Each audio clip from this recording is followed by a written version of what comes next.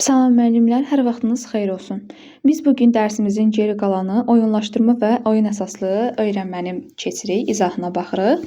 Oyunlaşdırma və oyun əsaslı öyrənmə nədir ümumiyyətlə? Əslində bunlar adı bir-birinə bənzəsə də, yəni belə ilk baxışdan oxşar bir anlayış kimi görünsə də, əslində bir-birindən fərqli anlayışlardır və belə vurğulayım ki, əslində hər ikisində bir ortaq cəhəti var. Bu ortaq cəhət ondan ibarətdir ki, oyunlaşdırma və oyun əsaslı öyrənmədə hər ikisi şagirdin marağının artırılmasına xidmət edir. Yəni şagirdin motivasiyasının artmasına xidmət edir. Gəlin indi isə bir-birindən fərqlərinə baxaq. Baxın, oyunlaşdırmada bir neçə oyun elementi birləşdirilir və oyunlaşdırma tapşırıqlar üzərində həyata keçirilir. Biz oyunlaşdırmanı tapşırıqlar üzərində həyata keçiririk. Yəni bundan diqqətinizdə saxlayaq və deyirik ki, bir dəqiqə üzr sayın. Və deyirik ki, oyunlaşdırma belədir ki, burada bir neçə üsullardan istifadə edirik. Adətən məktəblərdə də istifadə olunan zaman eyni bu kurikulumda verilən bizə nümunələr əsasında biz oyunlaşdırmanı həyata keçiririk və əslində çox da daha başqa bir nümunələri elə yoxdur bunun. Sadəcə burada olan biz nümunələrdən istifadə etməklə kifayətlənirik. Bəzən ola bilər hansısa müəllim daha müxtəlif fərqli bir üsul da deyə bilər, amma ən aktual, yəni oyunlaşdırma üsulları bunlardır. Bunlara məsələn deyir xal toplama. Xal toplama nədir? Baxın, xal toplama odur ki, mən tutaq ki, şagirdlərə deyirəm ki, davranışınıza görə, əməkdaşlığınıza görə, dərsə davamiyyətinizə görə müəyyən xallar var. Tutaq ki, 10 xal toplayana, cəsur titulu, 20 xal toplayana mübariz titulu, 30 xal toplayana isə qəhrəman titulu verilir. Bu bizim birinci üsulumuz. Məsələn, ikinci üsul kimi deyirik ki, şagirdlərə hər hansısa bir milyonçu şousu keçirə bilər. Milyonçu şousu nə deməkdir? Baxın, yəni biz şagirdə müəyyən mövzu, bilirsiniz, yəni bu müasir olan bir oyundur. Hal-hazırda yəni aktualdır.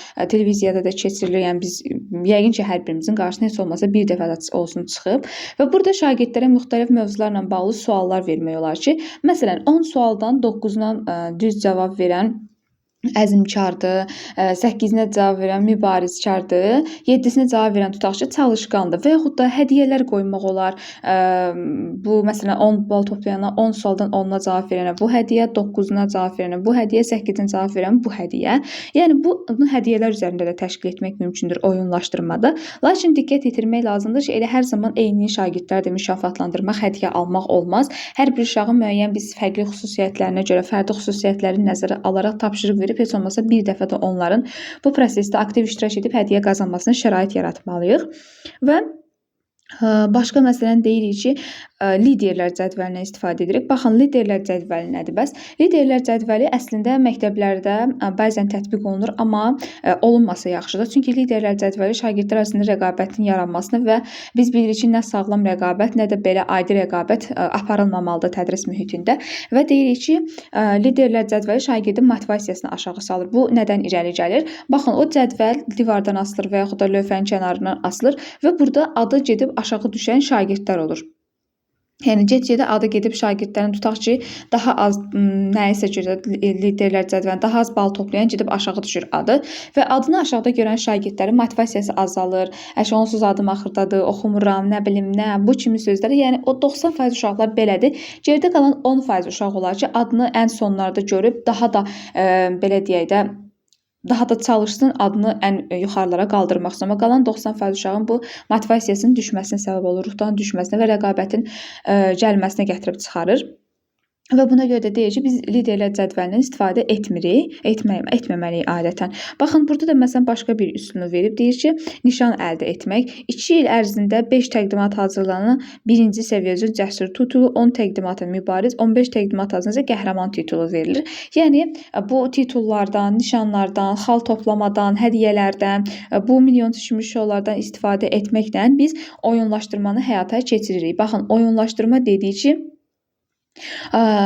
keçirilir tapşırıqlar üzərində. Amma oyun əsaslı öyrənmə isə tapşırıqlar üzərində yox, bütövlükdə prosesi əhatə edir və deyirik ki, oyunlaşdırma, yəni oyun əsaslı öyrənmə. Məsələn, burada nə edirik? Yadınızdadırsa biz bir üsul keçmişdik, ziqzaq üsulu. Böyük bir mətnin qısa hissələrə parçalanaraq təqdim edilməsi idi ki, şagirdlər böyük bir mətni qısa bir müddət ərzində öyrənirdilər. Baxın, oyun əsaslı öyrənmə də odur ki, məsələn, coğrafiyadan rayonları, əraziləri keçmişik.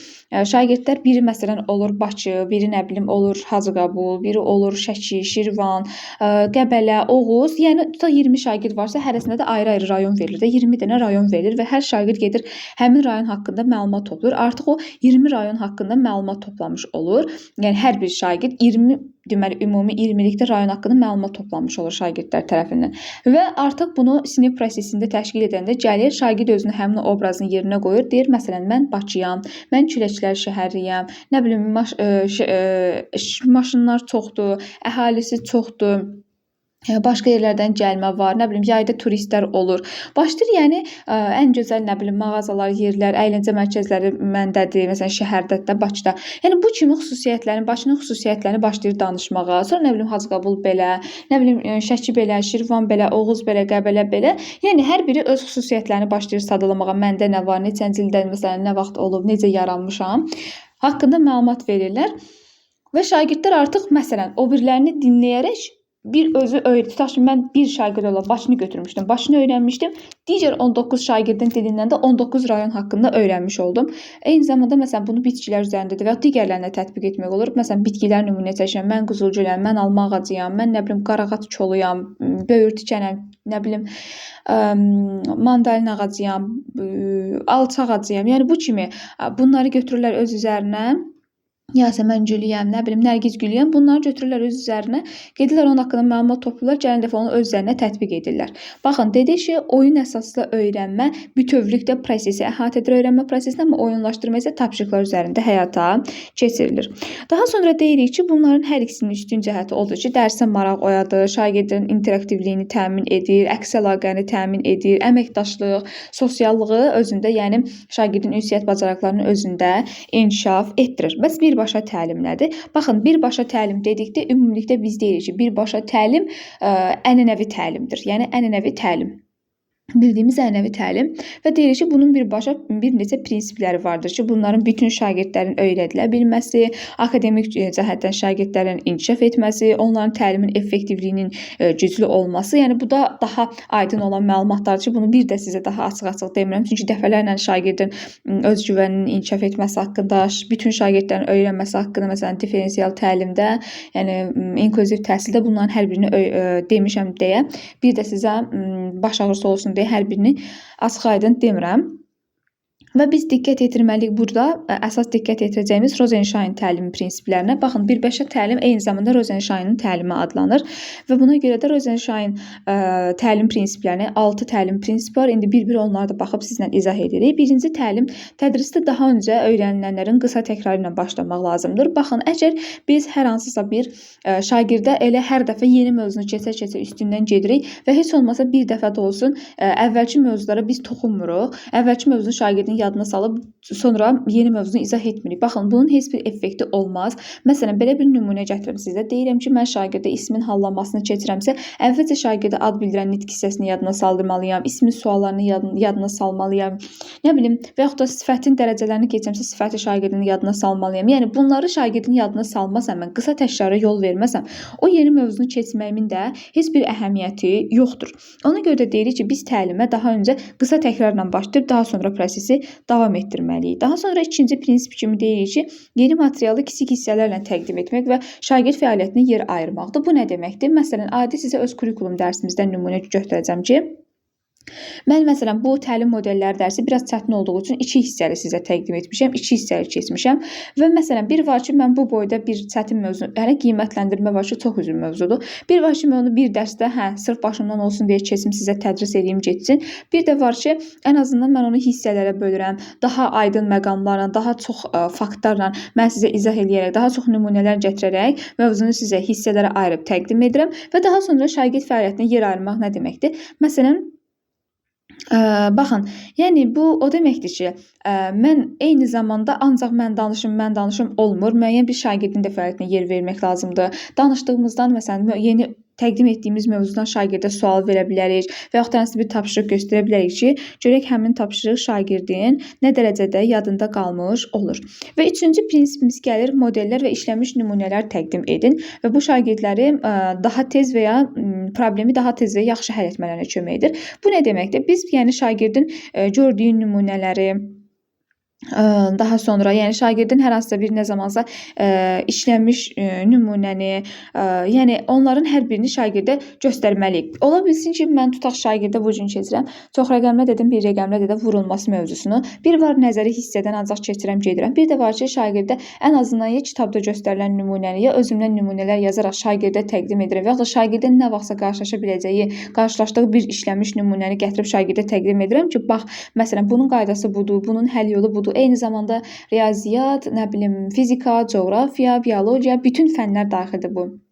Ki, hər birində şagirdlərə bu nümunəni göstərib onu möhkəmləndirməliyik ki, daha şagirdin yadında yaxşı qalsın.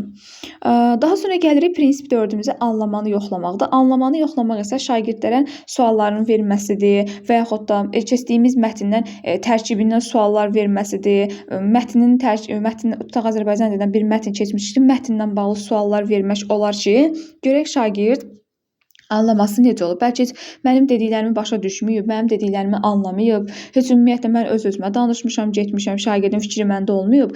Bunu da təmin etmək üçün necə etmək olar? Motivasiya mərhələsində deyirik ki, şagirdlər, məsələn, dərsi dinlə, sənə məsələn o mətnin içindən suallar verəcəm, bu mövzunun içindən suallar verəcəm. O zaman şagird daha diqqətli olur və anlamanı yoxlamaq üçün də bizim daha effektiv olur ki, anlamanı daha yaxşı yoxlaya bilirik. Çünki axı şagird diqqətli olur, hər bir məqamı izləyir.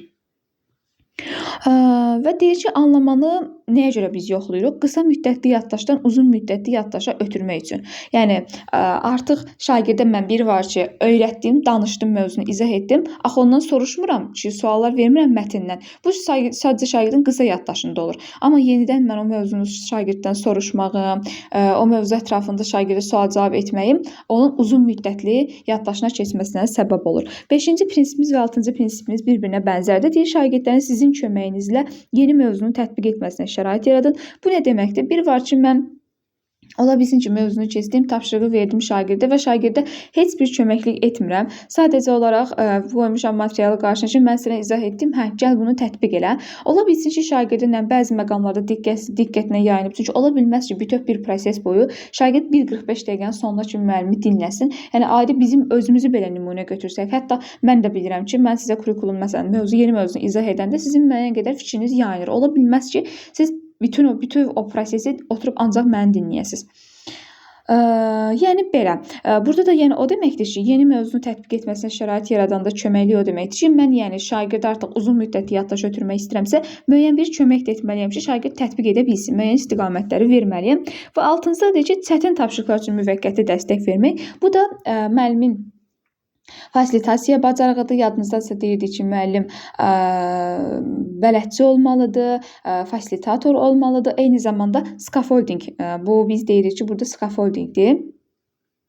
Yəni şagirdə müvəqqəti dəstəyin göstərilməsi. Burada da o deməkdir ki, yenə də şagirdlərin ola bilsin ki, çətin tapşırıqlar qarşısında qalır və bu çətin tapşırıqları da müəyyən qədər şagirdləri istiqamətləndirmək lazımdır ki, şagird həmin o tapşırıqları həll edə bilsin. Daha sonra burada bizə scaffoldinqa aid digər nümunələr verib, müəllimin səsli düşünməsi, səhvlər barədə məlumatlandırmaq, nə bilim, ekspert nümunələrinin təqdim edilməsi, yəni bunları da sadəcə, yəni oxusaz kifayətdir. Yəni sadəcə oxusaz kifayətdir. Yəni burada heç bir əzbərləməyə, yadda saxlamağa ehtiyac yoxdur. Sadəcə mən bu dediyim əsas prinsipləri yadda saxlamaq lazımdır.